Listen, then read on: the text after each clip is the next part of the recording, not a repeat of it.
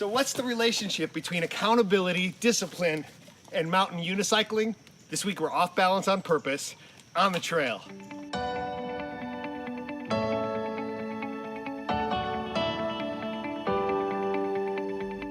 I do a lot of different activities for exercise, but among my very favorite is mountain unicycling.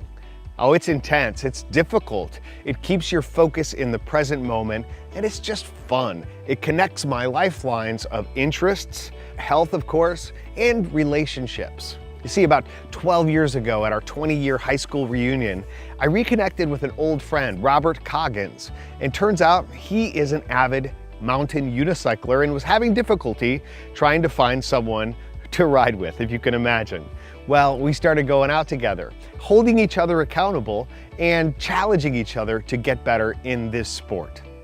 Accountability is really important and can be an extremely useful tool when you engage with someone you respect and admire through a coaching relationship or just a friendship and say, this is something I want to do. Would you please hold me accountable to making sure it happens? But do not please substitute the idea of accountability for the reality of discipline. You see, you can't outsource your discipline to someone else. We can make ourselves accountable, but if we don't have that discipline or cultivate the discipline to do the work, all we're gonna do is damage that relationship. We're gonna prove that we weren't really serious about our commitment in the first place. So before you go into that accountability space, that's where we need to check our willingness. Is this something you're really willing to do? And are you going to follow through in terms of developing the abilities and creating the capacity in your life to make it happen? Discipline is about showing up day after day, regardless of how you feel.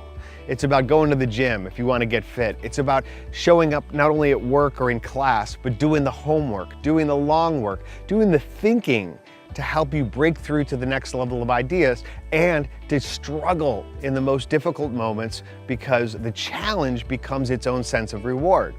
In that process of pursuit of excellence, you demonstrate through every effort, every moment where you want to quit but you don't. You develop the muscle of discipline to continue to move forward. In future weeks' episodes, we're going to talk about that muscle of discipline and how you can help that grow.